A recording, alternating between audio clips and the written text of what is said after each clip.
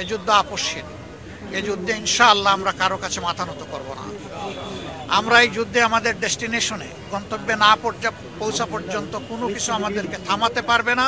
আমরা ইনশাআল্লাহ থামব না। মিডিয়া হচ্ছে জাতির দর্পণ, আপনারা জাতির বিবেক। আপনাদের বিবেককে শানিত করবেন। আমরা আবারও ঘোষণা করছি, আমরা কোনো অপশক্তির কাছে মাথা নত করব না। আমাদের এই মাথা নত হবে শুধুমাত্র রাব্বুল আলামিনের সামনে। সিপাহী বিদ্রোহের সময় এই এলাকার একটা গৌরবোজ্জ্বল ভূমিকা ছিল। এই সকল দিক বিবেচনায় বীর চট্টলা যথার্থ। এখানকার সাংবাদিক মহল যারা, তারাও সেই বীরদের উত্তরসূরি। এবং বর্তমানে দুনিয়ায় কনভেনশনাল ওয়ারের চাইতে মিডিয়া ওয়ারটা অনেক শক্তিশালী এবং গুরুত্বপূর্ণ। বাংলাদেশ এখন ইতিহাসের একটা বাঁকে এসে দাঁড়িয়েছে। আমরা 47 পার হয়ে এসেছি, 52 পার হয়ে এসেছি, 71 পার হয়ে এসেছি। এখন আমরা দাঁড়িয়েছি 24-এর কূলে। বারবার এই জাতির সামনে সুযোগ এসেছে, কিন্তু সুযোগের উত্তম ব্যবহার যাদের করার কথা ছিল, তারা সেই ব্যবহার না করে অপব্যবহার করেছে, যার কারণে এই অঞ্চল দুইবার স্বাধীনতার আলো দেখার পরেও সেই আলো অনেকটা নিভু নিভু হয়ে গেল। দ্বিতীয় স্বাধীনতার আজকে 54 বছর। এই দীর্ঘ পথ পরিক্রমায় একটা জাতি বহুদূর এগিয়ে যাওয়ার কথা ছিল। আল্লাহ তাআলা আমাদেরকে বহুবিধ সম্পদও দান করেছেন, আর সম্পদের একটা লীলাভূমি হচ্ছে এই চট্টগ্রাম, বিশেষভাবে বাংলাদেশের মধ্যে। কিন্তু আমরা সেই সম্পদের উপকারভোগী হতে পারলাম না। জনগণ, কিছু লোক জনগণের সম্পদকে লুণ্ঠন করে তারা তাদের পকেটকে ভারী করেছেন, তাদের কপাল কিসমত বড় করেছেন। কিন্তু জনগণ কার্যত সেরকম কোনো উন্নয়নের মুখ দেখেনি। শিক্ষা আমাদের মুখ তুবড়ে পড়ে আছে। ইলেকট্রোমেকানিক্যাল ইন্ডাস্ট্রি নতুন করে এখন আর গ্রো করছে না।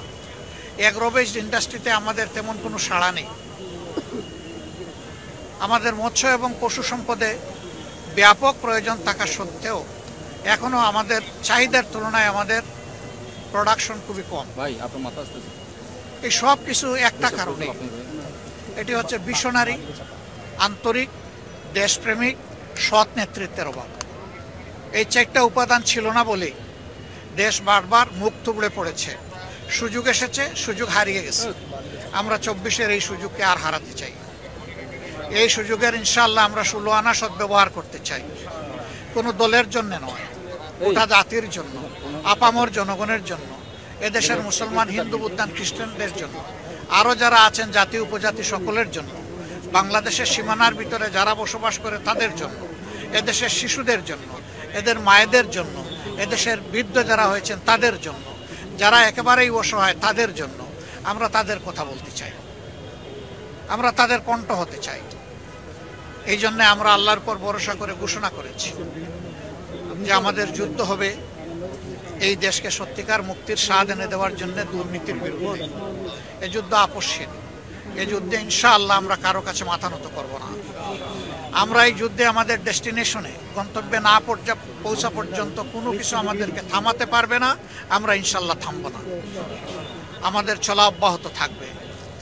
মিডিয়া হচ্ছে জাতির দর্পণ, আপনারা জাতির বিবেক। আপনাদের বিবেককে শানিত করবেন।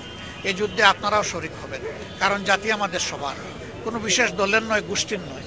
কারো কাছে আমরা আমাদের দেশের রাজনীতিকে ইজারা দিতে চাই না। কোনো পরিবার নয়, কোনো দল নয়। এ দেশের মালিক এদেশের জনগণ। আমরা জনগণের হাতে জনগণের অধিকার তুলে দিতে চাই। দুর্নীতির জড় যদি উপড়ে ফেলা যায়, তাহলে সমাজের উন্নয়নের অন্যান্য দ্বারগুলোও খুলে যাবে ইনশাআল্লাহ। অবশ্য আমরা ঘোষণা করেছি আমাদের টপ প্রায়োরিটি হবে ভাঙ্গাচুরা, কোমর ভাঙ্গা, বিধ্বস্ত শিক্ষা ব্যবস্থাকে তুলে দেওয়া। এই শিক্ষা হবে নৈতিকতা, এই শিক্ষা হবে আধুনিকতার ভিত্তিতে। সমস্ত আধুনিক সরঞ্জাম এই শিক্ষায় থাকবে, উপাদান এই শিক্ষায় থাকবে। কিন্তু শিক্ষিত মানুষগুলো মানুষ হবে। এখন যেভাবে মানুষের দুশ্মনে পরিণত হয়ে যায় শিক্ষিত হয়ে, ওরকম হবে না। বরঞ্চ মানুষের দরদি বন্ধু হবে। একটা কেয়ারিং সোসাইটি আমরা বিল্ড আপ করতে পারবো ইনশাআল্লাহ। আমরা সেই মানবিক বাংলাদেশের স্বপ্ন দেখি। এই স্বপ্নের অভিযাত্রী হিসাবে আপনাদেরকে আমরা সাথে চাই, পাশে চাই। আমাদের কথাগুলো আপনারা জাতির কাছে পৌঁছে দেবেন ইনশাআল্লাহ। আমরা আবারও ঘোষণা করছি, আমরা কোনো অপশক্তির কাছে মাথা নত করব না। আমাদের এই মাথা নত হবে শুধুমাত্র রাব্বুল আলামিনের সামনে, আর কোথাও আমাদের এই মাথা নত হবে না ইনশাআল্লাহ। বীর চট্টলার বীর মিডিয়া যোদ্ধাদেরকেও আমরা দোয়া করি আল্লাহ তাআলা সত্যের পক্ষে শক্তভাবে আপনাদেরকে অবস্থান নেওয়ার তৌফিক দান করুন। আপনারা যেন কালোকে কালো বলতে পারেন, নিঃসংকোচে সাদাকে সাদা বলতে পারেন। এই বলার পথে যেন কেউ আপনাদের কণ্ঠ রুদ্ধ করতে না পারে। আমরা আপনাদের পাশে থাকব, আপনারা জাতির পাশে থাকবেন।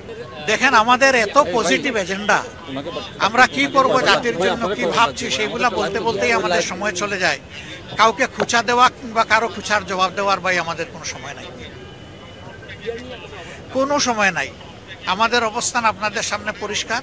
আমাদের দাবি অব্যাহত, এই দাবি বাস্তবায়ন হবে জনগণের স্বার্থে। এমনকি আমরা ক্ষমতায় গেলেও কথা দিচ্ছি সেই পিয়ার আমরা বাস্তবায়ন করবো ইনশাআল্লাহ।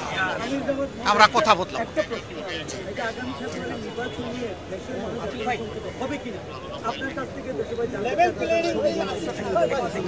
লেভেল প্লেইং ফিল্ড নাই, কিন্তু এই ফিল্ড আমাদেরকে তৈরি করতে হবে, আমাদের মানে সবাইকে। আপনারা তৈরি থাকুন, এই নির্বাচন হতে হবে। এই নির্বাচন না হলে দেশে সংকট দেখা দিবে। আমরা কোনো সংকট তৈরি হতে দিব না ইনশাআল্লাহ, ইনশাআল্লাহ, ইনশাআল্লাহ। আমরা এখন স্থানীয় নির্বাচনের কথা বলছি না, কারণ এটা সম্ভব নয়। এই সময়ের ভিতরে আমরা অবাস্তব কোনো দাবি কোনোদিনই পেশ করিনি, করবো না। হ্যাঁ, আমরা এটা ক্লিয়ার করেছি যে আমরা কনভেনশনাল কোনো জোট করব না, কিন্তু অনেকগুলা দল এবং শক্তির সাথে আমাদের নির্বাচনী সমঝোতা হবে ইনশাআল্লাহ।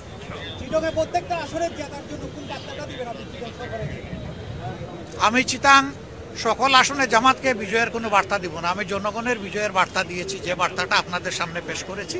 আমি জামাতের বিজয় চাচ্ছি না, আমি জনগণের বিজয় চাচ্ছি।